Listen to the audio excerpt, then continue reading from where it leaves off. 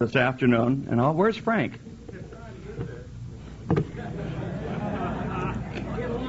I want you to welcome Marshall Flippo. You're way down that hall. Yeah, you are 30, Steve.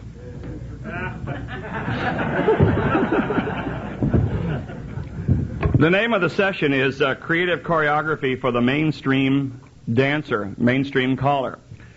And I would like to preface our opening remarks to the technical aspects to say that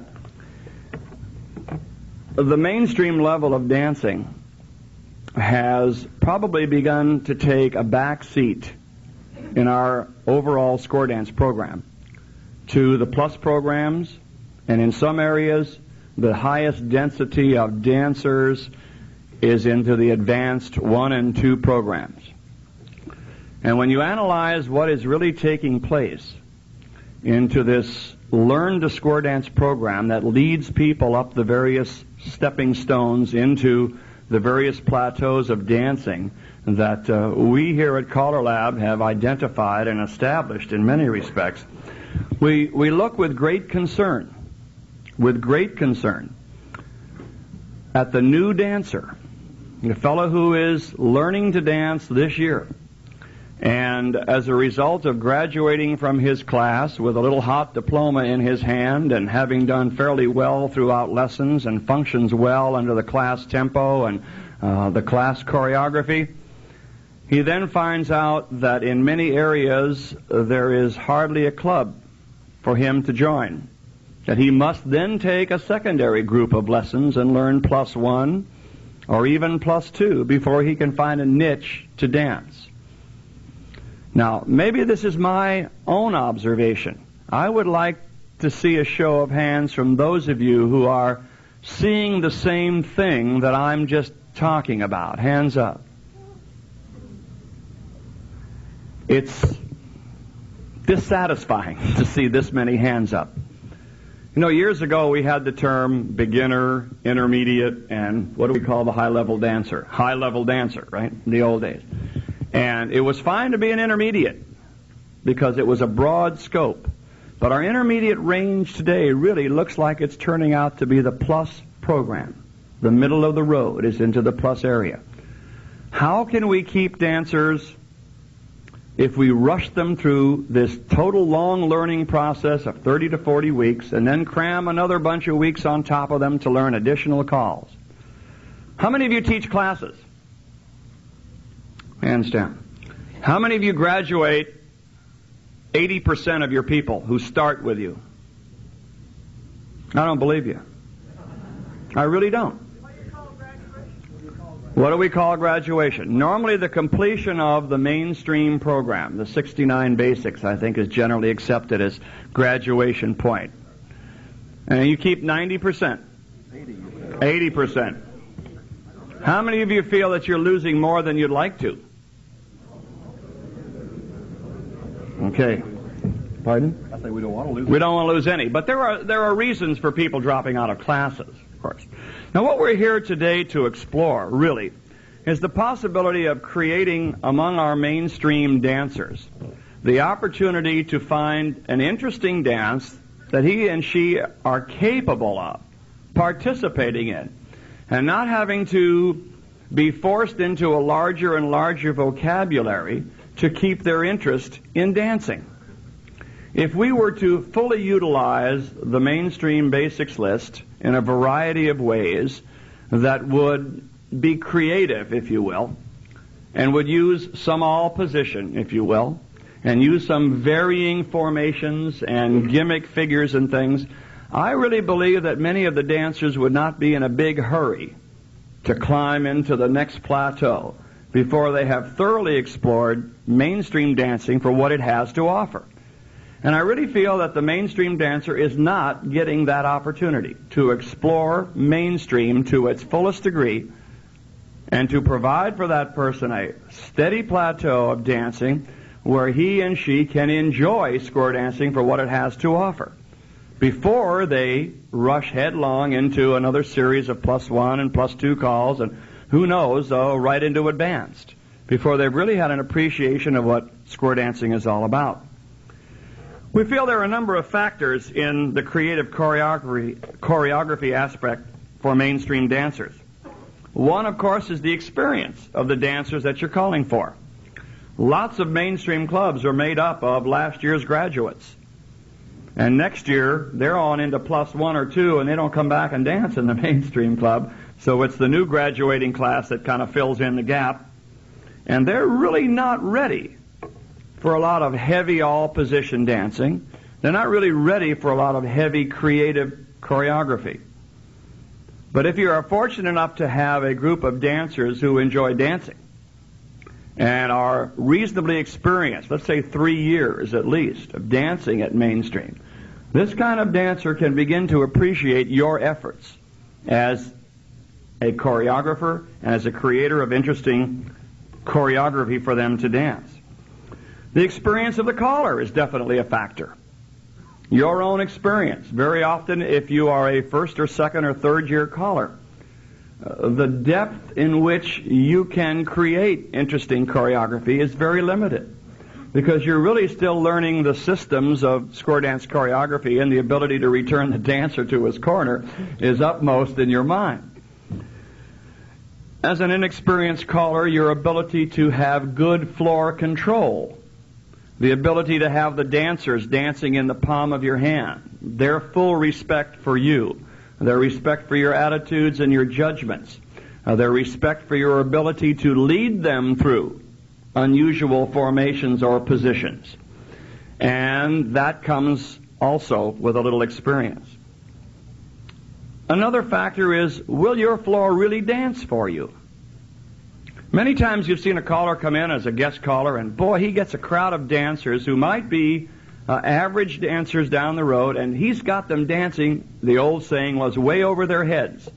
Now, he didn't do this with a lot of names that they've never heard, but he did this with his ability to create interesting choreography within the vocabulary limits of the dancers that he's calling for. And that's a real talent.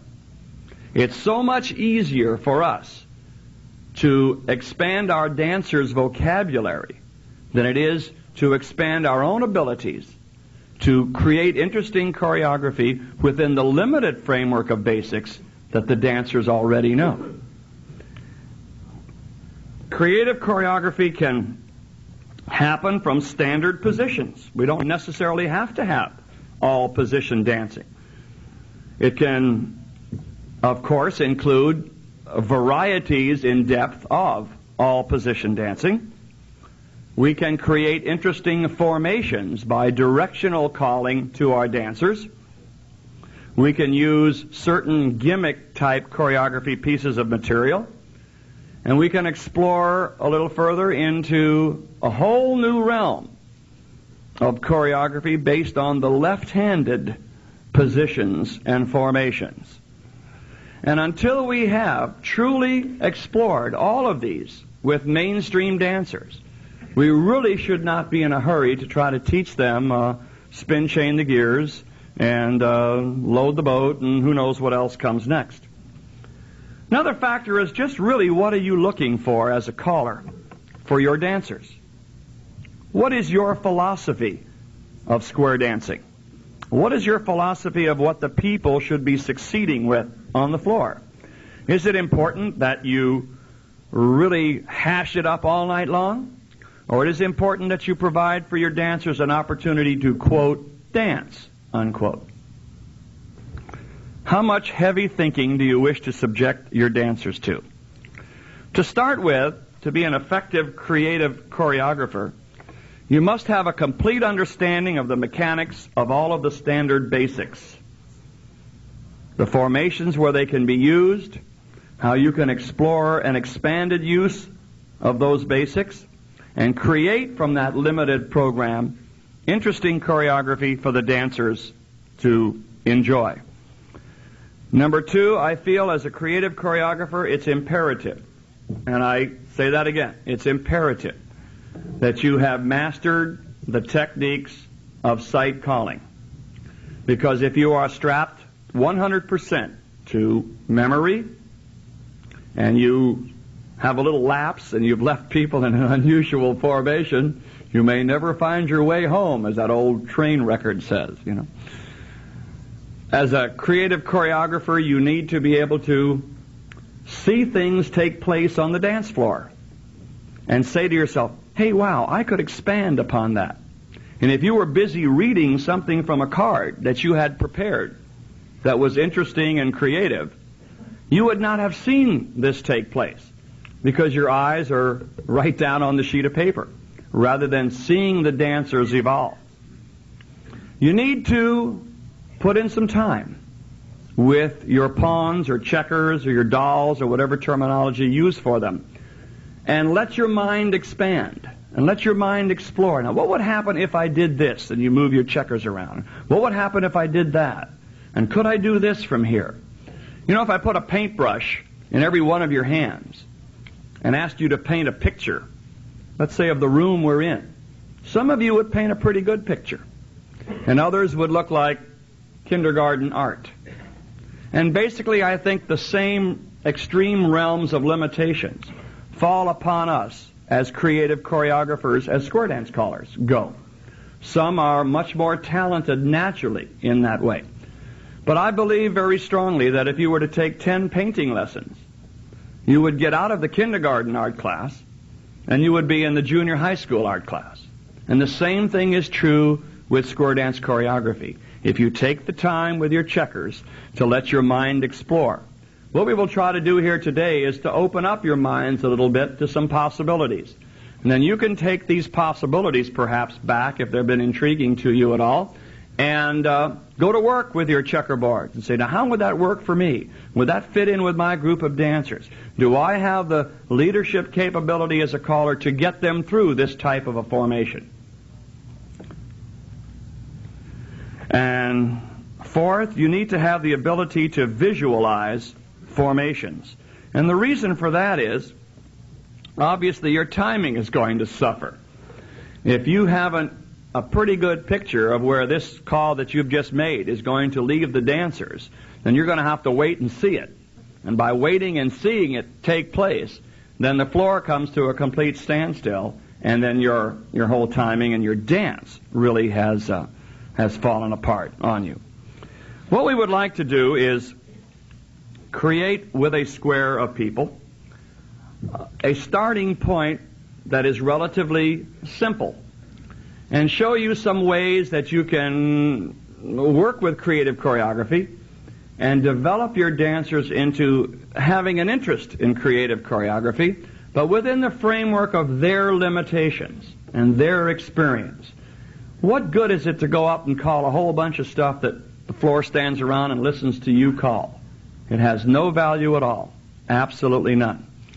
And I don't know how we're going to see very well up here unless we... I wonder if we could move tables and work. Can we move these tables and put people on the stage? That's what I was thinking. Have we got enough room to do that? Let's get one square over there if we move.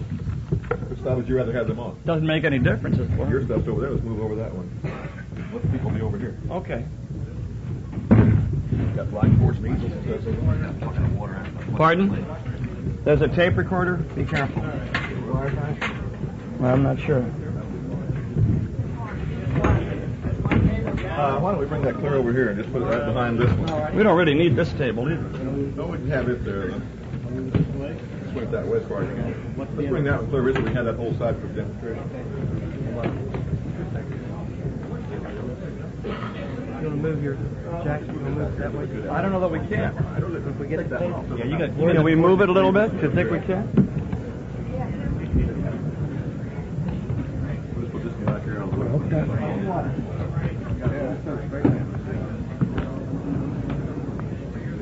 We're going to get an angle where I think everybody can do it.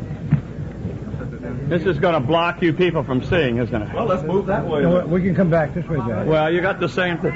Now let's move this back. Yeah. How's that? If there are people over there, can you all see all right? Very good. Hey, Helen. Can we ask for 4 couples of challenge dancers to step on the stage? If anyone has their camera, check and see if your lens cap is missing.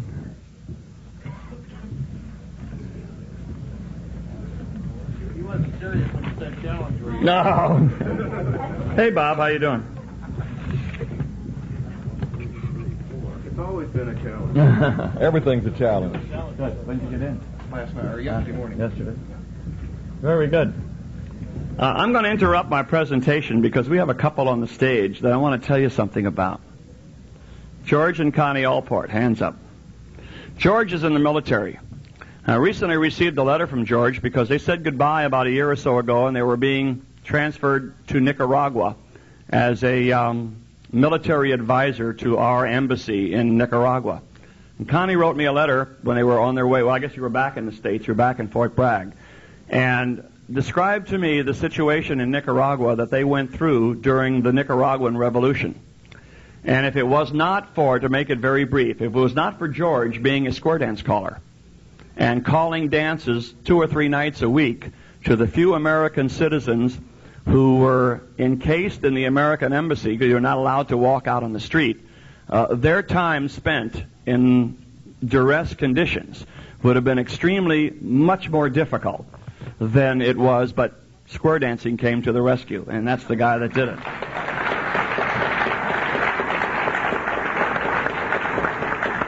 Okay, square your set, guys.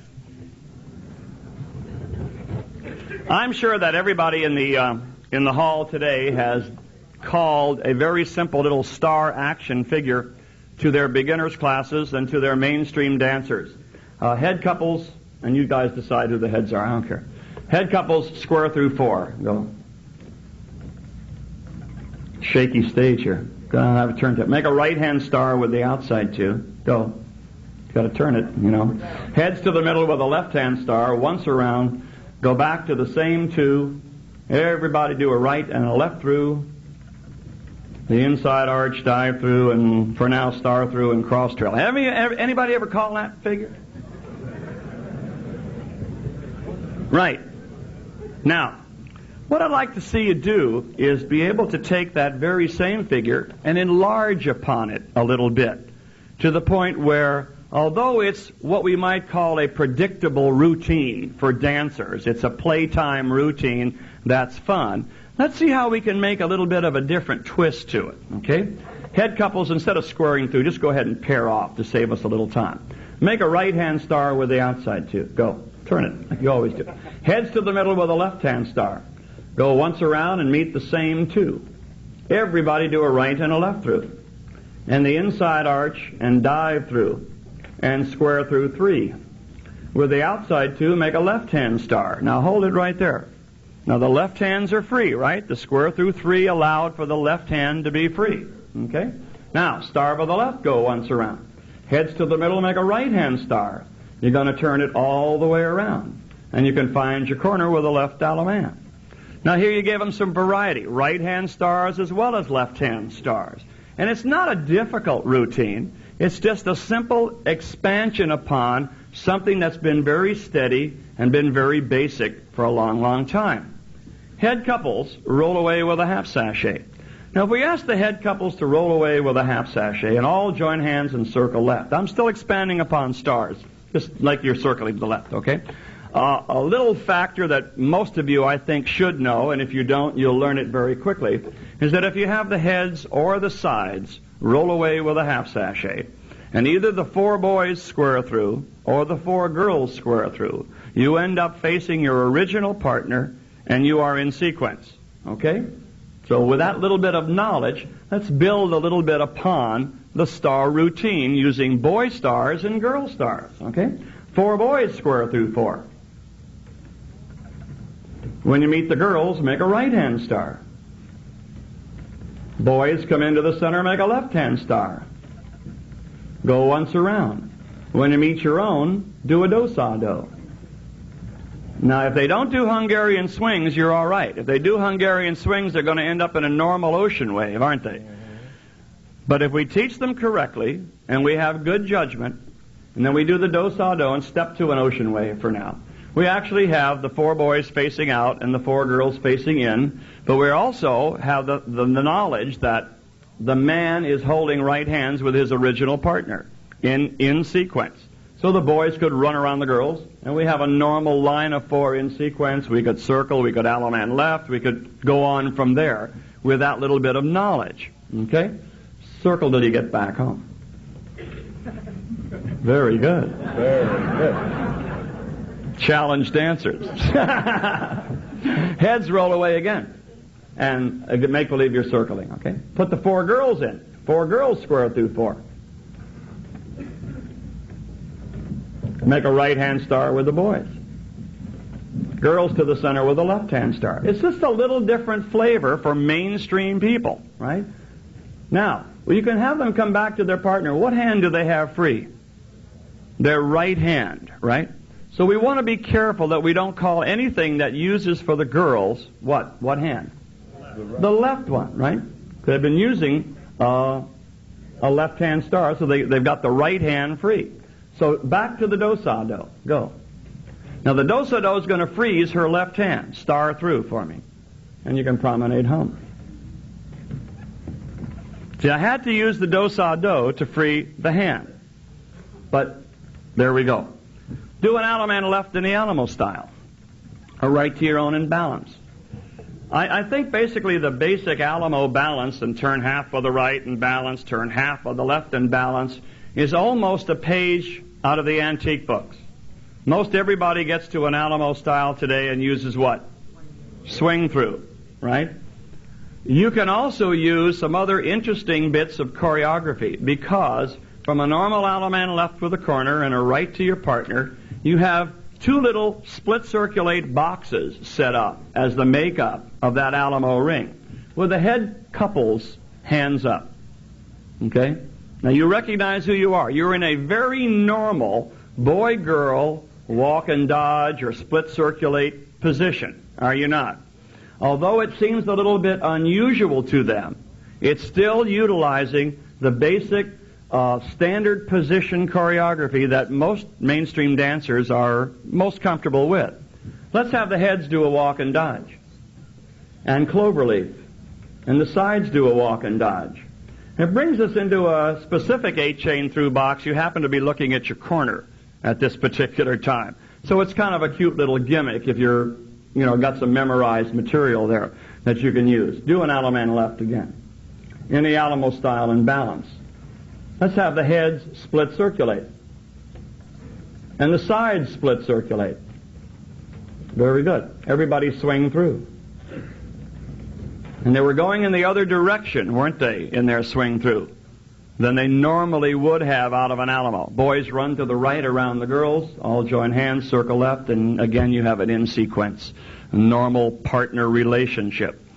Look at simple basics that we have, the walk and dodges and the split circulates, and if you're into a dance, or a plus level dancing, I should say, the follow your neighbor can be called into that particular formation. These are standard calls from standard positions that they know. But utilizing them from a little different formation is what makes it, I think, somewhat creative. One of the things that's fun to do... Jack, back up a minute. Yeah. It's gone off our list now, but actually within the last 2 years, all the mainstream dancers at one point of time could dance a little figure called Grand Weave, didn't we? And utilizing that same Alamo style thing that Jack uses and the same traffic pattern that came from Grand Weave, which is still implanted in the brains of most of our mainstream dancers because they were familiar with that, you can do all 4 at once, do that walk and dodge. For instance, do an Allemand left Alamo style. And if you remember correctly, when we did Grand Weave, all the boys started walking straight forward in this case and made sure the man coming from his left went in front of him and made sure the man coming from his right did not. And of course, as the girls dodge, the boys walk. So all the boys walk, all the girls dodge at once. And it becomes an all-8 figure that's still within the realm of many mainstream clubs. Now there again we get back to judgment. And it's not within the realm of all of them. Boys run. Allemand left. What do you say? As Flippo says, I'm not through yet. Go Allemand. I didn't say it was their corner. I said he could Allemand left. Go forward, too, and promenade.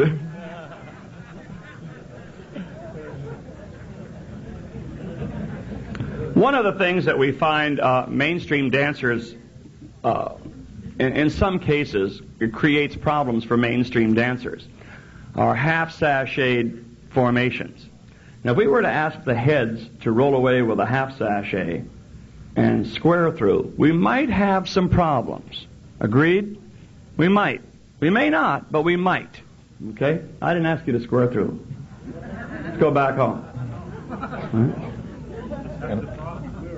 Did you ask You're practicing. Heads roll away again. Now, I've had the heads roll away with a half-sashay, but rather than taking a chance that some of the people out on the dance floor are not going to be able to dance comfortably a half-sashayed square-through, I'm then going to call for the sides to do the square-through, because that's going to be a very standard, normal position. Go ahead, sides. Square-through faux. Oh. Faux. Oh. But it still creates for me the boy-boy, girl-girl, face-to-face ending, similar to the one I would have had before, but with less risk on my part for having the dance floor fall apart on me. Okay? Now, do-sa-do, and step right into an ocean wave. Very good. Now, again, if they do Hungarian swings, you're liable to end up in a configuration that you had never seen before. All right? And therefore, it's so important for us. I kind of set a rule. I don't know if it's a good rule or a bad rule, but after our dancers have graduated and they're becoming dancers, I set a rule that during the patter portion of the tip, you will do a do-sa-do, no hands, and back to back. Period. No fooling around. During the singing call portion, I don't like to try to trick people at all. And I play it pretty straight. I may change the choreography on each figure, but I mean, I'm not going to, try to put them into something that's really far out. So therefore, I say, if you want to do a Hungarian swing, if it, it's burning inside of you and you got to get it out of you, do it on the singing call. So I'm giving you 50%, but I think we're beginning to see less. Swing through here. Now we have an ocean wave in which the gentlemen, the boys, are facing out and the girls are facing in. I kind of like this one for a lot of reasons. Gives you a lot of latitude for creative boy-boy, girl-girl type choreography. Boys fold behind the girls behind, okay? Be careful, be careful, be careful. That's not. Girls come in and square through 3/4.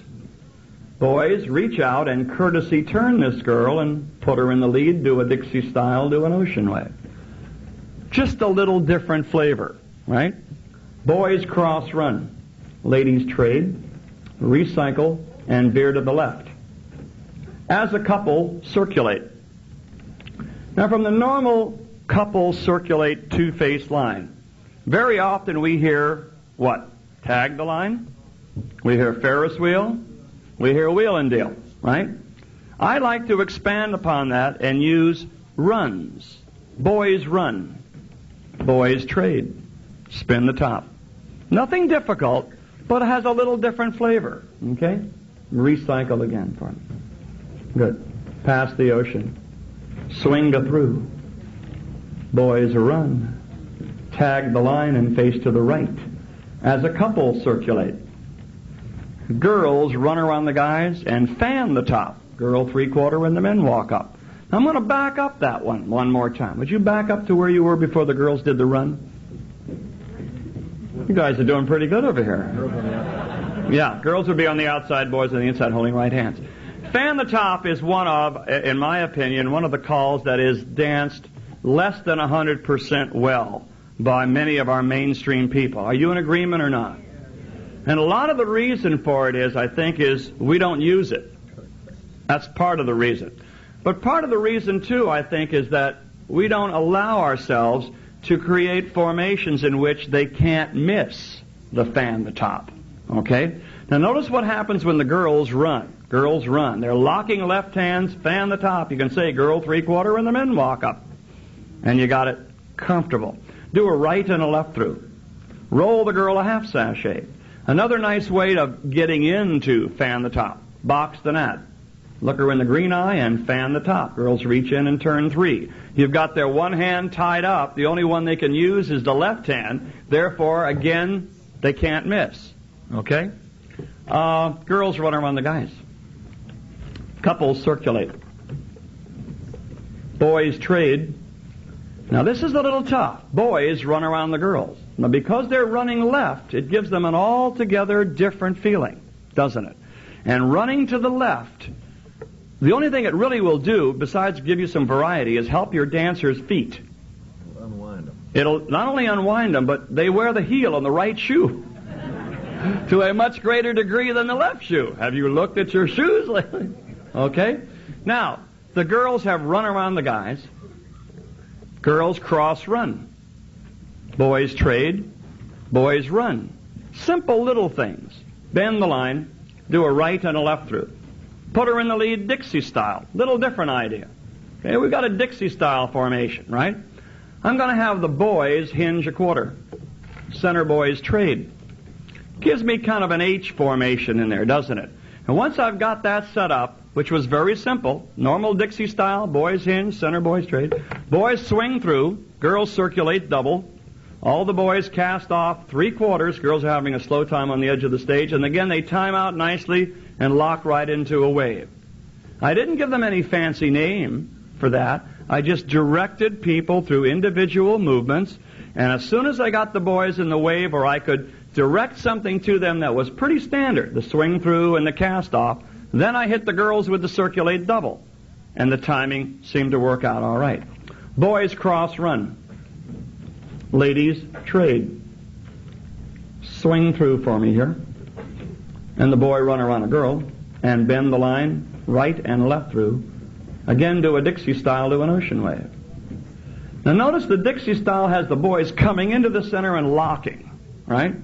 It's a good idea to use that center action in that Dixie style for your next call. Boys trade, for example. Now with your left, do a left swing through.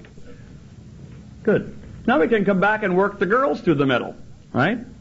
Girls hinge a quarter. Center ladies trade. All the girls swing through while the boys circulate double. Girls cast off 3/4, lock into your wave, voila. Girls run around the boys. Whenever we do couple circulates from the wrong way, counterclockwise direction, what often happens to the dancers where they get where they're supposed to be going? They often bend or angle, or because it's a little different for them. Couple circulate. Lock into position. Teach your dancers at the end of those couple circulate for the center two pairs to lock into position. Establish that formation. A few minutes ago we had standard couple circulate clockwise situations, and we had the ends or the girls run. We can do the same thing from here, can't we? Girls run. Girls trade. Start with the left. Left swing through. Very good. Boys cross run. For now, ladies trade and resickle.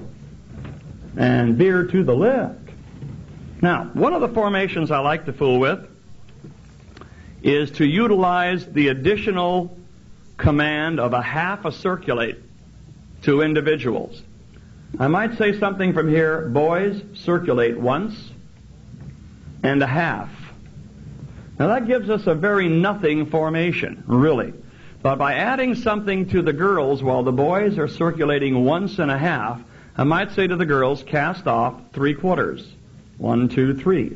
Now this locks us again into a funny looking formation, doesn't it? But with very little skill and very little effort, we can develop a whole routine of interesting choreographic formations from here. The center girls cast off 3/4. Now what have we got? We have an ocean wave through the center and a couple of normal couples just standing around on the outside. So I might say something like, those in the wave recycle while the others bend in behind them. And what have we got? A very standard, normal, double pass-through position. Okay, centers pass through. Swing through. Boy, run. Boys circulate once and a half, and the girls cast off 3.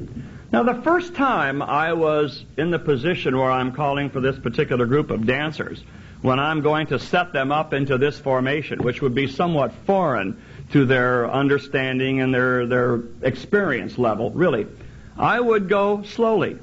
I would begin to sacrifice for a figure or two a little bit of the timing, so that I can make sure that they understand and see their formations and who I am directing them to. But once they get going pretty good, I can have a lot of fun with this formation. Girls in the center girls, again cast off 3/4. Good. Those 4 swing through. That boy run around a girl. Those 4 do a half tag, and a walk and dodge, and a clover leaf, while the others bend to face in. Now the others were sitting around for a little longer period of time than I usually would like, but we'll get beyond that point. And we said it's important when you're first getting into these kinds of choreography formations with your people that you don't try to do it the nth degree call all at once. Because if you hit them with a tough one first, you're going to blow their minds, and you haven't set them up for success. Somewhere I heard a little cliche, nothing succeeds like success. If you get them through the first figure and the second figure like that, more, they're beginning to feel, hey, we're doing pretty good here. And then you can develop something that is a little more involved if the floor in your judgment is accepting what you're doing. Right? Okay. Centers for now pass through again. Swing through. Boys run. Now notice up to now I have used from this position strictly the boys circulate once and a half and then directed to the girls what to do. Have I not? Now, I would much prefer to dance it this way. As a couple circulate, boys go half more and the girls cast off 3/4. Now do you see much difference in the, quote, dancing quality? But if I had done that the first time, I probably would have lost a large percentage of my mainstream floor. I'm not talking about a plus floor or an advanced floor. We have to keep our perspective down here to the people who are working the 69 calls and perhaps the experimental quarterlies, or the quarterly. They're not experimentals, they're quarterlies. Okay. Now, the center girls trade. Center girls run around the girl to your right. Now we have a very different formation. We all do half-tag the lines in which there are 4 people in those 2 faced lines. Do we not? Pretty standard. Why not take this line of 6 and do a half-tag the line of 6? Simply break it in the middle, the 3 looking east and the 3 looking west. Half-tag your line of 6. Very good. Now what do we see? I see a 2-faced line in the middle. Do you see that? Everybody see it? And I see alternate facing couples on the outside. Those of you who are forming the 2-faced line, drop your hands for a minute, because I'm really not going to utilize you just yet. What else can I do? Do you ever set up from a normal heads lead to the right, circle to a line, 1P, 2P line, touch a quarter, and all 8 circulate? Pretty standard at mainstream, right? We have a column of 6. Again, 3 east, 3 west, or north and south. The column of 6 circulate 1 position. Very good. Now put 4 boys in the center and the girls on the outside. I could circulate them again. Column of 6, circulate again. This brings me back to the boy-girl relationship in the center. I like this one at first rather than the 4 boys and the 4 girls. Why? Do you notice the makeup of the 2-faced line? The 2-faced line is standard, isn't it? We're using standard positions within a little different formation. Okay? For now, just let's have the wave of the 2-faced line, wheel and deal, and the outside boy run to the right around the girl next to you, just to get back into a formation. If you want to get a little bit further out, centers pass through, swing go through, boys run, and just to make it quick, boys do a half a circulate. I don't like to call that. I would much rather circulate once and a half, because it just seems to dance. Rather than figure doing, it's dancing into the position. Center girls, for now, just hinge a quarter. All the girls. All the girls hinge a quarter, excuse me. Center girls trade and run to the right around 1 girl. Okay? Half tag your line of 6. Now, I've developed that a little bit. Okay? That column of 6 circulate. Now, here's the one that might be stretching it a little bit, but if you've worked along the line a little bit, and you've got the kind of dancers who will trust you, try the center 6 to do a walk and dodge. That's 2 walkers and 1 dodger in each column, right? Center 6, walk and dodge. Very good. George, you got to go back. You're not part of that column, right? Only the column does the walk and dodge. Very good. Now, what have we got? Instead of having alternate facing hand holes on the outside 2, we have them as a normal paired off couple facing out. Not half sashayed again, but still the girl on the boy's right, which is the formation that our mainstream dancers are the thinking aspect is the variety of formations here, rather than, the APD aspect. Okay? The two-face line to a half tag, and a walk and dodge, and a clover leaf. Now leave the others facing out that way, and it's a real surprise for them to come face to face with people. They go, right? Where'd they come from, right? Then do a normal star through or some such thing and back to your lines, okay? Pass through, bend the line. For now, just to get you home, star through and pass through. Trade by everybody. Touch 1/4. Scoot back. Split circulate. Walk and dodge. Partner trade and roll. And you can do a right and a left grand, okay? Very good. Here's a little formation that is kind of far out. Before I get to this one, let me go back to waves. Use waves rather than two-face lines for these end circulates. 1.5. And by the way, I was using boys around the outside every time, wasn't I? For the 1.5 circulate. Perfectly legitimate to put the girls out there. In fact, you'd better do it some, because some of those girls are going to come up to you and call you a male chauvinist pig. For keeping the men working on the outside and, the girls only on the inside. In the house, they think of all crazy things. Heads pair off, step to the wave. Now, using the same similar concept, we can have the boys circulate 1.5, and the girls cast off 3/4. Now, this forms for us a 6-hand wave through the center, doesn't it? Let's have the wave do something first. The wave of 6 swing through. Turn right and left. Very good. We could have the boys cast off 3/4, but I'm not going to do that just yet. I'm going to say to all 6 in that wave to hinge 1/4. Go. And this sets me up with a column again, doesn't it? Right? Boys, for now, do a wheel and deal. Just, okay? The boys pass through. Now, here we've got 2 girls looking in opposite directions of each other. Say to yourself, what am I going to do here? Without telling the girl facing out to U-turn back, or the girl facing out to run, or something like that. I often like to say, to those who can, star through. And the other boy puts center in of what's left and cast off 3/4. And we end up in a two-faced line. Okay? Centers trade in that line. Bend your line. Pass through, do a U-turn back. Using that same concept, I'm going to use it in a little different manner. Touch 1/4, if you will. Do an all 8 circulate. Now we've got a normal column of 8, but we've got the 4 girls in the center and the 2 boys out on the ends, right? Girls, if they're into it at all position dancing at all, can walk and dodge. Frankly, it's easier to get 4 boys or 4 girls to do a walk and dodge from the proper formation than it is to have a standard split circulate box in which the girl has become the walker and the boy the dodger. Have you ever experienced that? And I think the reason for it is, and you're trying to analyze it, is that when you put a boy-boy, girl-girl situation, or 4 boys together, 4 girls together, 2 of the people are doing things from the position they're comfortable with, and only 2 are kind of in the alternate position. Whereas if you use it in a half-sashayed setup where the girl has the walker and the boy is the dodger, unless you do an awful lot of that, both the boy and the girl are in positions or formations where they feel a little bit less than comfortable. Okay? Now, girls trade, and girls do a walk and dodge. Those who can star through.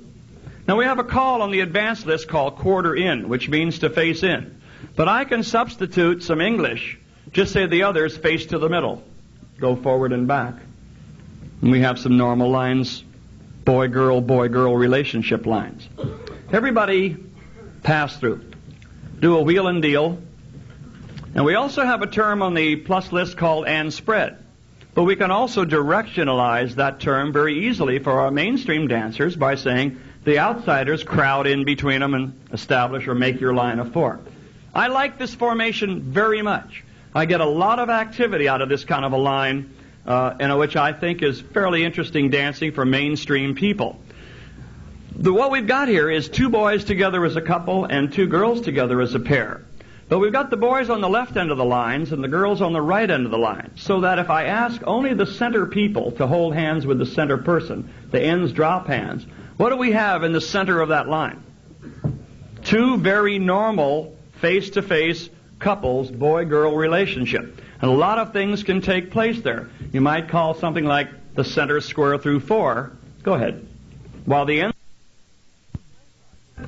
from both sides of the line. Heads lead to the right, circle, pass through, wheel and deal, outsides crowd in, and then I would do it sides lead to the right and do it so that I give the opportunity to the dancers to play both parts, the ends of the line as well as the center.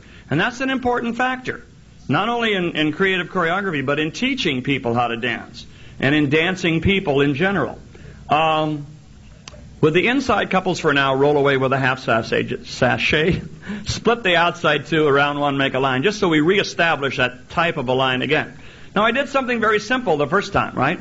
Center 4, square through, the ends of the line, star through or slide through. Very basic. But then I might develop a little bit. Center 4, do a right and a left through, and flutter wheel. Same 4, sweep a quarter while the others star through. Now, again, we got a double pass through formation, something a little different. Outsiders crowd in, make a line. Ends of the line slide through while the centers touch a quarter and walk and dodge. Now, although I am putting the dancer in a little different established formation that he may or may not be used to, I'm using the dancers in normal boy-girl relationship. So I'm creating somewhat of an illusion for them, if you will.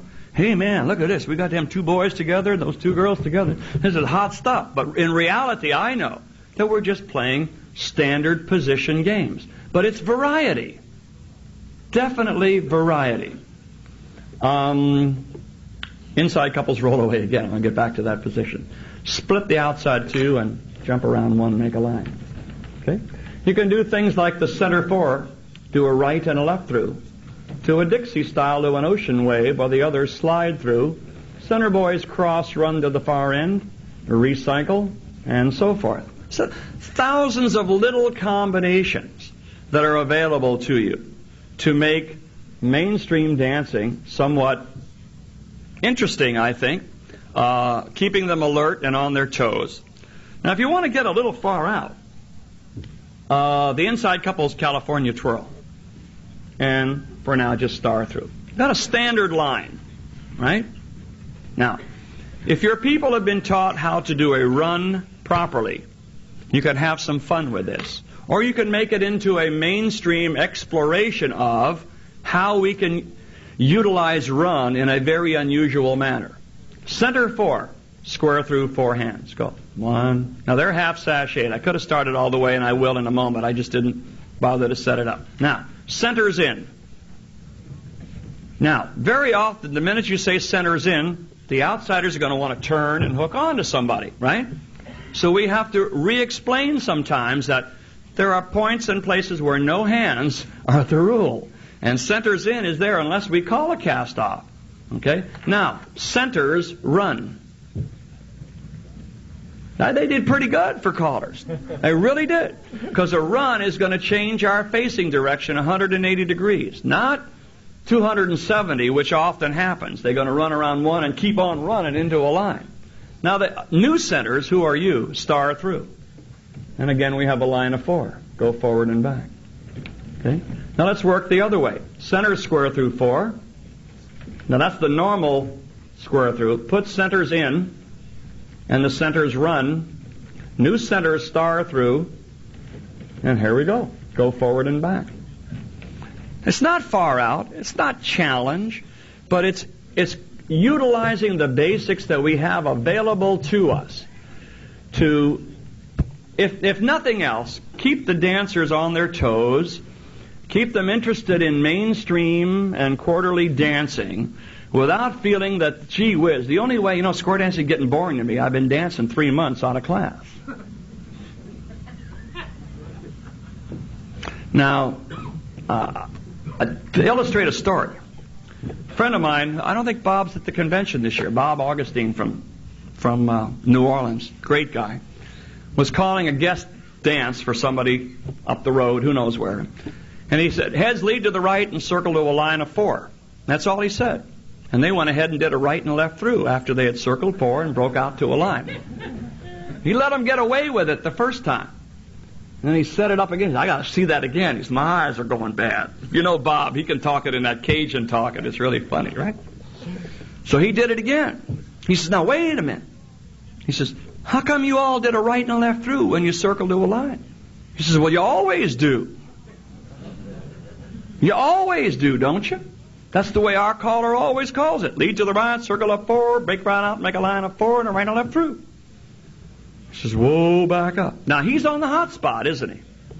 If he tells those people who love their caller and who very well might be dancing in a square in the back of the hall somewhere that, hey, man, this has got to go. He's in trouble. So you have to do it diplomatically sometime, you know. Say, hey, those are separate calls, and take them one at a time, because I just might change that on you a little bit.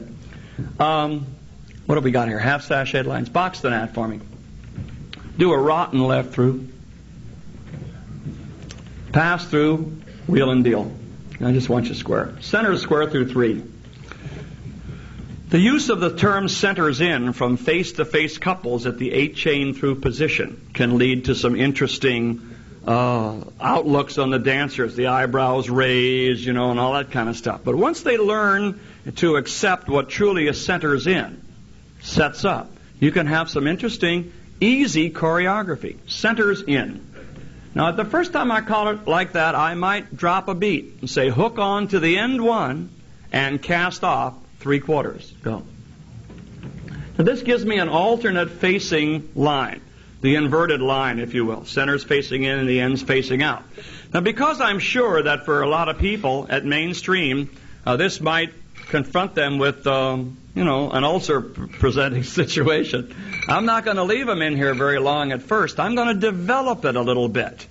I'm going to say something simple like the ends run. So the ends run. And we're back to very normal boy-girl lines, right? Star through. And the inside arch, dive through, and square through 3 more. And again, put the centers in. Hook onto the end and cast off 3/4.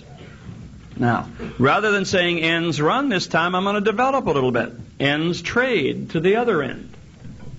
New lines go forward and back. Now, I've let centers just stand there, haven't I? Because I'm developing a feeling of understanding with my dancers. So that when I get them to understand where we're going, then I can give the centers some action to do while the ends are doing it. Star through. Centers pass through and centers in. Cast off 3/4. This time I might say the ends trade while the centers square through 4 hands. Ends come forward and star through. Everybody do a do-sa-do or something like that. And the timing begins to gel. Why does the timing gel? Not just because the figures are timed out well, but because the dancer is sure of where he or she is going. That's half the battle. If they feel comfortable and positive with the route that they are traveling, they'll dance it much more positively for you, and you don't have the problems. I'm going to stop for a moment because I've been usurping the microphone. No, you're doing great, man. And I'll come back with a few more, Frank, but I would like really for now for you to share with me some of your ideas so I can copy them down. Whoops. You might ask for some new dancers. We might get some new dancers up here because these have kind of worn out their legs standing around that long, I'm certain. That was a beautiful presentation, Jack. And the thing that keeps coming foremost to my mind is the thing that Jack is mentioning but kind of soft-pedaling, and that's the idea of judgment. Judgment, right on the bottom of our copy of direction that we got when we checked in here this morning or yesterday. That big word, judgment. And notice Jack kept putting them back in normal positions so they would develop a feeling of confidence so that we could just fly right through those things. Really, there's very little place to go in that type of choreography that we haven't already touched upon. There's some other gimmickry. And one thing I would like to show you a little bit about is some timing figures on some promenade breaks. So could I get 4 more couples up here, please? Hello, Daddy. Come on, your enthusiasm's overwhelming. Get up there, Jeannie. You're going to be a busy man. Can't handle 2 of them anymore, guys. Can we get some couples, please? We need 2. Come on, guys. Somebody just jump right up.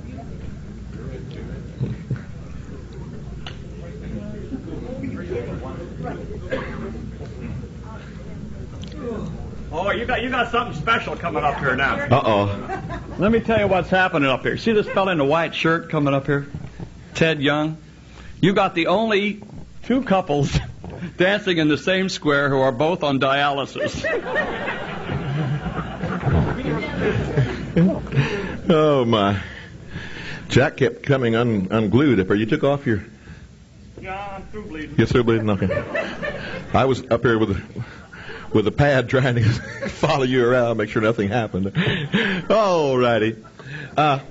There's one little series of promenade breaks that I've used for years, the same type of thing. We try to vary the material, but it seems to lead dancers and callers alike into thinking there's something magical about it, and really it's so very simple that we're going to give away the secrets today. And that's these little things where we'll have you promenading and have the head couples go single file while the sides wheel in the middle and do something. And those things don't just happen by accident, but it isn't all that much magic as to how to make it happen. So, if we would all just take and face a promenade direction with our partners, don't have to necessarily be moving. If we promenade around that circle and return back to this same spot, we as callers know we're going to take approximately how many steps? About 16 steps to arrive back there. It's about that far around that square.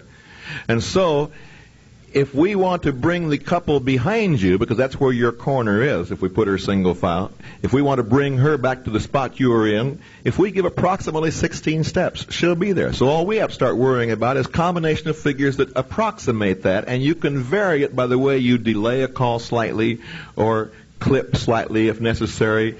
This is times where it's nice to be able to push the dancer a little or hold them back a little, and you can do so by the way you deliver the commands. I'm sure many of you have done this type of thing, but for those that haven't, let's just, for instance, promenade around, and you've decided whose heads and sides, I hope. And probably to start out the very simplest thing, like Jack has done before, to keep it very simple, to establish the idea in the beginning. The heads go single file a while with the lady in the lead, while the sides wheel into the middle and do a right or left through. And a quarter more till the girls touch hands and the girls trade and wheel and deal in the middle of the land. And in the middle, pass through, and the others, if they've kept coming, are standing right there facing their corner, and you Alaman left. So Alaman left and come back and promenade again. Just a simple combination of figures that they could do. Let's do sides go single file this time with the lady in the lead. And this time let's have the heads wheel into the middle and do a do-sa-do, because we know it's going to have to do that to kill the time this time. And we do a slide through in the middle, and then a square through in the middle, 3 hands, pulling the third one straight by, and the outsides don't try to help me by slowing down. And Alaman left, and come back one and promenade. This is the one peril you find. Let's stop promenading. This is the one peril you find in this. About the second time you try it, they get the idea of what you're doing. Then, for 2 reasons. First of all, they figure they'll slow down and help the fat kid out. The second thing is, they get curious. I wonder what he's going to do this time. And so they begin kind of promenading single file kind of slowly to watch what's going on in the center. And they're going around there slowly and watching the center to make sure they don't miss anything. Well, as a matter of fact, if they keep going that slowly, they'll miss it all. Now, you can get rather involved with this just to put a couple more things on the tape. For instance, let's promenade around again as couples. Heads this time go single file. And the sides wheel into the middle and do a slide through. And a right and left through in the middle. And a do-sa-do go back to back. And then do a touch a quarter in the middle of the land, and Alaman left with the go left hand and back to your partner and promenader. And keep on going, don't slow down. Let's just put one more on the tape. Let's see. How about this time sides go single file a while. And the heads wheel into the middle and do-sa-do. Into an ocean wave. And recycle. And touch a quarter. And walk and dodge. And Alaman left. And they sneak in right behind you sometimes. You think, where's that fella coming from? And it does give a nice feeling. But like I say, you've got to not let them help you out. And if you have callers in the crowd, you got to caution them, tell them you'll give it to them in printed form later on. Don't try to take notes while they're doing it, because oftentimes the caller in the square is the one who's going to louse it up for you. Another little bit of creative choreography. When we're doing caller schools, we find that so many of the newer callers especially are so frightened at varying from the complete normal And you don't have to get wild and way out to give variety, as Jack has very well shown us a while ago. And we can get variety sometimes just by variety of formations. 3 lines of 3 or something we don't use much anymore. We used to use a lot. I think Jack's got some more things he wants to show us in that respect. But let me show you just a couple of ideas there. Utilizing very, very simple figures. For instance, you're squared up, and let's do an all 4 ladies chain. And while the side couples do a right and left do, I'm going to start do a sides right and left do. I'm going to start talking to the head ladies. Just the head ladies chain 3/4 round. The side men turn them around. And I better tell them that the side men are going to turn them around, because as they're chaining 3/4, they're already beginning to worry about the fact that, I'm going to a man who already has a partner. So take that fear out of their mind and tell them that's the man you have in mind for them to turn. So all of a sudden we've created a little different formation. And we want to stay within the mainstream. We don't want to do anything way out. Let's have the lines of 3 go forward and back to establish that we know we're in lines of 3. And if your dancers is necessary, we could even do-sa-do, but I don't think it's necessary here, and it's a little crowded. Let's have those lines of 3 do a swing through. Be sure you complete your swing through, and then those 6 do a slide through. And you're right back in a formation where you can out a man left with your corner and come back and take your partner home. And you've given variety without getting very far out. There's nothing there that the dancers couldn't handle very nicely. Once you get that idea established, then as Jack has pointed out, you can vary a little further. You can take a few more chances. You probably wouldn't want to take them maybe this far, this fast, but just to show you another one of the same ideas, let's have the, 4 ladies chain across again. And this time, just the side ladies chain 3/4 round, and let the head men turn them around and roll away to a line of 3. If there is a conventional line of 3, this line of 3 is probably more conventional because it's a man in the center and a girl on each end. Now, those lines of 3 go forward and back to make sure that we've established the fact that we're dancing in those lines of 3. Just those 6 do a swing through. And just those boys run to the right around one girl. Now there again, we're back in a familiar formation of sorts. We've created a 2-faced line. Of course, the 2-faced line is a little unusual in the fact that it's 3s. 2-faced lines, that's a total of 6. So here we go. Those 3s wheel and deal by 3s. And back out of the square and circled up 8. And you've got it back in a usable formation of boy, boy, girl, girl. This time let's have the boys do a half square through, boys. Swing through with the girls. Centers trade, scoot back, the boys go in, and boys run, and you're right back in your 0 line or your 1P, 2P line, or whatever you choose to call it. But again, we're just taking normal square dance figures from the basic 69, incorporating them in a slightly varied formation to give the dancer variety so that he won't be bored, and still he will be able to keep moving, because that's the name of the game, is not to let them stand around watching someone else have the fun. Okay, Jack, why don't you come back and show them? You have some lines of 3 things here I wanted to see. I'll take your place. I was going to go into, just square your set at home, okay? I was going to go into some little variety in the terms of openers. So often we're trapped into bow to the partner, corner, circle left, or walk all around the left-hand lady, seesaw around your own. I kind of like to work some of the head gents and the corner girl openers. Head gents and the corner girl go forward and back. Take your inside hands and just go forward and back as if you've got your partner with you. Box the net. Do a right and a left through. Roll away with a half sachet and a right and a left grand. 2 people are caught sound asleep, which is the whole idea, right? Okay. Come back home again, right? Now let's look how we're setting that up. The head gents and the corner, again, go forward and back. Now box the net and do a right and a left through. So we're just bringing our corner back to our right side, and by rolling her away, go ahead, roll away with a half sachet. What have we done? Put ourselves back in a standard circle again, really. Unsachet, resachet that girl. Heads, okay? On second thought, put her back. I have to start all over again to get the flow. Okay? Head gents in the corner, box the net, straight across. Do a right and a left through. Same ladies chain across.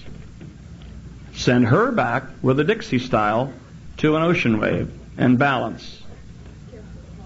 Now, I could call an Alaman left right here. The two people who are standing side by side about a half a step apart say, where? But they find them pretty quick for you. But one of the fun things that once you've done this formation into the left element, just have the center boys run around the girls. Bend the line, do a right and a left grand. See, because all we've really done is return to a circle, right? Frank has set up a 3x3 wheel and deal from the three people lines. I like to set it up as an opener by asking the head gents to take their partner and their corner and go forward and back. And then I usually say something silly, guys, you think you can handle two at the same time, or, you know, something that's light and lively. Do-sa-do with the ones you face. Step to an ocean wave. Same six. It's kind of shaky up here. Swing a through.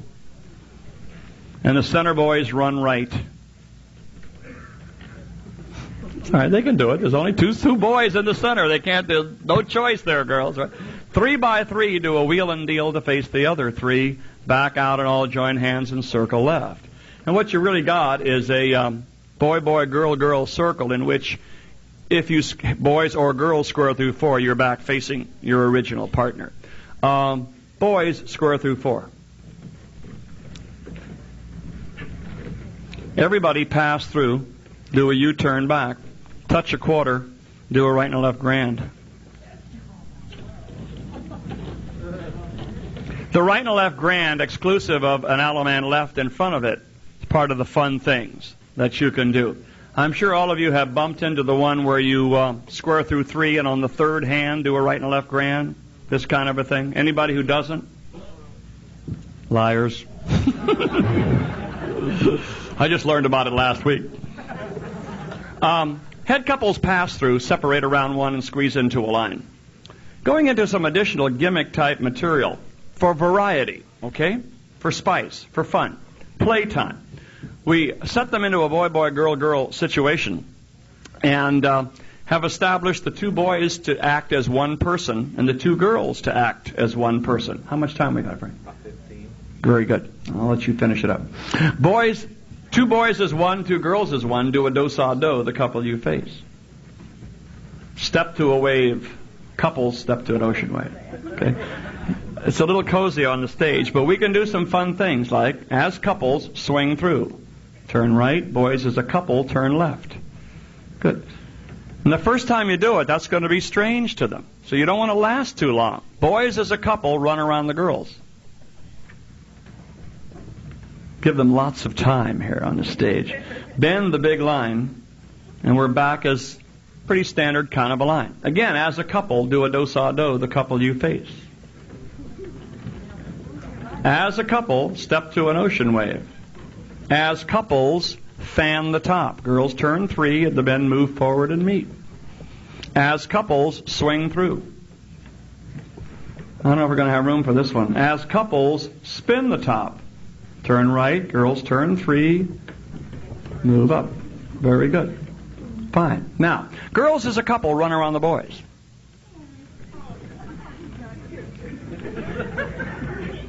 Four boys do a half tag. You went to the wrong side, guys. You all right there, guys? Good. Boys walk and dodge, and the girls bend to face in, and you got normal 8-chain through kind of a setup. Okay? Touch a quarter. Centers trade. Recycle, and then you're on to normal stuff. The one thing you want to be careful of, let's let you guys, unless you've got some more, I'd rather talk a little philosophy here. We've been giving them a lot of... More set of things while they're still... Okay. You want to take it for a minute? Yeah. Philosophy here is... Let me do one formation. Oh, one more? So okay. We'll turn them loose. Okay. Let's do one bit of the choreography, and then we'll turn them loose. Just square your sets again. A family of... or it's not even a family of figures, but it's a formation that's been with us for years and years and years. I think it first popped its head in some figures written by Clarence Watson of Kansas City, I think, called Whirlwind or something of that sort.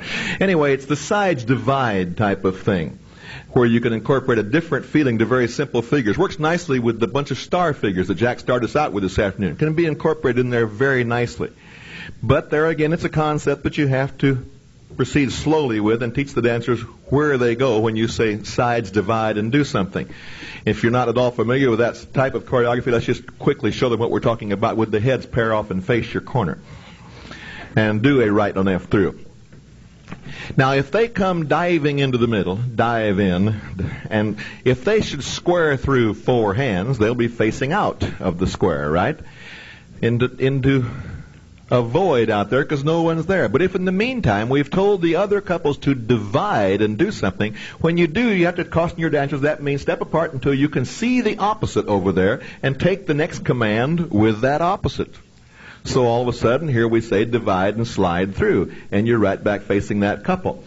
Okay, then you can carry that other things that Jack was showing us a while ago. Let's do a right on F through again. And a dive through and square through. 4 hands while the sides divide and touch a quarter. There we go into this exotic thing he was showing you a while ago. Those who could do a star through, and the others do a centers in with what's left and cast off 3/4. This particular time, of course, we've ended up in a little bit unusual lines, more than the norm, but the idea of the divide and do something with the opposite is something I think that we have let slide in our creative choreography on the mainstream level, because it does fall definitely in the mainstream. It's simple as soon as the dancers understand the concept of where do I go when you say divide. So that's the only thing I wanted to bring in. So if you want to excuse the dancers, let's get into the philosophy. Oh, one more? Okay. One thing you have to be careful about with that sides divide situation is that when those folks dive through into the center, they are so programmed to square through 3/4 that you have to remind them, square through 4. I say that's 4. I'm serious, because they're programmed from usage. Okay? Square your set at home. The grand square is a good fun call. And so often we have found that the dancers today have have been shortcutting the number of beats that it takes to do the grand square. They really have, and I think you all recognize this. One of the things that's fun to do is to break up the grand square in a couple of ways. One that's really kind of nice is sides face, grand square, 6 steps, and you end up in a line. If you've really taken the 4 and the 2 in each direction, go forward and back. Star through, pass to the center, square through, 3. Okay, square your sets at home. You're practically there. Okay?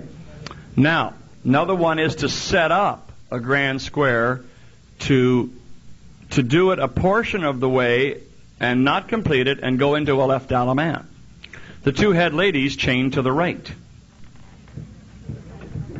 That's another tough one for mainstream dancers. And the new side ladies chain across.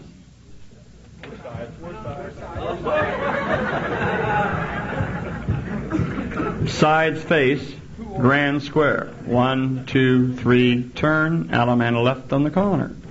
Okay. Very simple, but it reminds them of, because if they're really shortcutting their steps and rushing through it, they're going to be beyond the point where they're going to find their corner comfortably. Okay? And Jack, you said a while ago you didn't want to trick the people, but there comes a time when to emphasize a point that almost you have to. Yeah. And you'll return to that same spot in that grand square 8 beats later if you're dancing it in 4s. 8 beats later, if you're shortcutting that thing 3 at a side, you'll be almost home. And so do it one time while we're still in the same formation. Or we aren't in the same. We're back at home now, aren't we? Yeah. 4 ladies, head ladies chain to the right. Each side ladies chain across. Same we did before. Same setup. What do you want me to do? Call it all the way through and come to the halfway point and back. And back and hit it. And because if the dancers are clipping the grand square to 3 beats to a side, and you're doing it in 4s, like I say, it is tricking them, but it's emphasizing a point that we are dancing the grand square incorrectly, because they will be already back home. The ones who are doing it incorrectly, when you say allemand left, they'll wonder, why didn't I get my original corner? And they'll blame you. And they'll blame me. Sides face. Let's shortcut it, and you count it. Okay. We'll see about sides face, grand square. Go. 2, 3, turn. 1, 2, turn. 1, 2, 3. Reverse. 1, 2, 3, 1. Allemand left on the corner. Oh, you missed the point.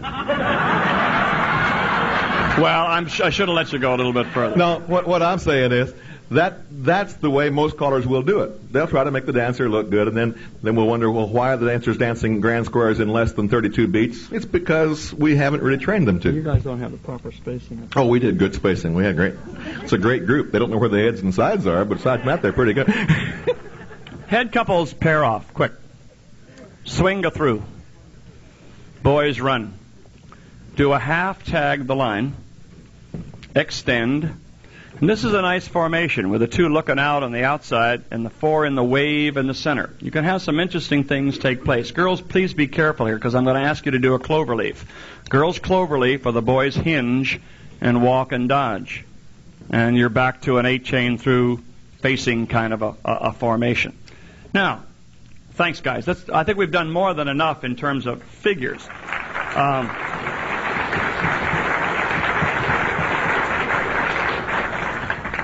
If you were to try to get a copy of this tape and go out to your next dance and have prepared every bundle of these little goodies and laid them on your dancers, you'll be looking for a new club to call for very quickly, right? Place to start is again with your checkers and with one little idea, one little something that's out of the ordinary, and develop from there. Develop your confidence in your ability to designate certain dancers to do certain things while others are doing something else, and so forth and so on. It's an experience program that has to be developed by you. You can listen to whatever I have to say or Frank has to say. You can read our notes. You can read all the books about square dancing. But until you're out there experiencing it. You remember the day when you called your first or second tip and the dancers on the floor looked like they were running around like Chinese bandits on the floor? But after you gained a little experience, gee, they were just kind of moving along nice and slow, and you could see things happen, and there was really not much to it. It was just falling in the groove. Well, the same thing can happen to you here. Again, I want to emphasize the reasons for these kinds of programs. Is that if we do a 100% job of creating for dancers at Mainstream an enjoyable, challenging kind of a dance. By challenging, I don't necessarily mean that we're trying to wipe them out. We're trying to keep them from guessing what's coming next.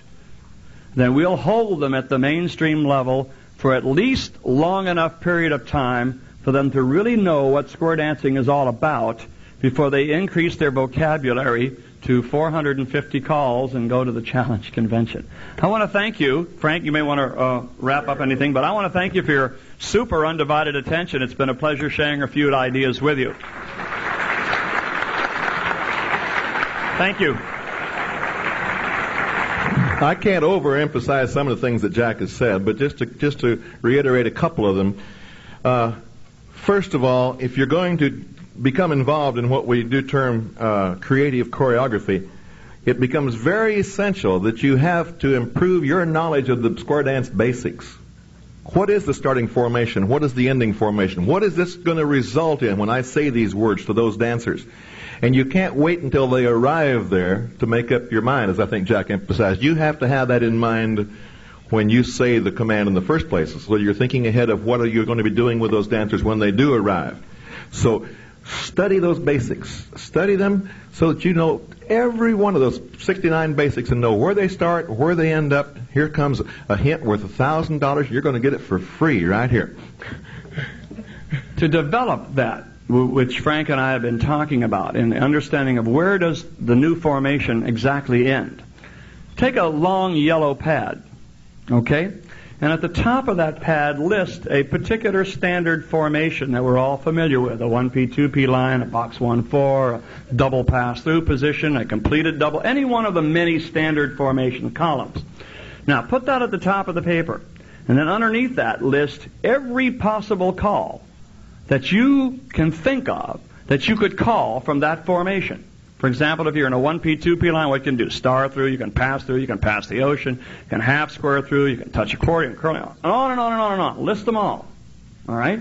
Now, after you do that, look back at the CALLERLAB Mainstream program list and see what ones you missed. And write those down and underline them in red so that they stand out and begin to become implanted in our terra firma up here. Now, next step. Draw a little dash next to each one of these figures that you have said we could do from a 1P, 2P line, and next to it write out what is the formation that has been established by me doing that particular call. For example, if you put touch a quarter from there, what is your new formation? A column, obviously. If you said square through 4, what is it? A trade buy position, so forth and so on. So that you are sure that you recognize what is really going to happen at the end of that command, so that your timing doesn't lag and you can go on and on and on. And do this with all of the formations. It's expanding your knowledge and your ability to react instantaneously to the dance program. Thank you. Okay.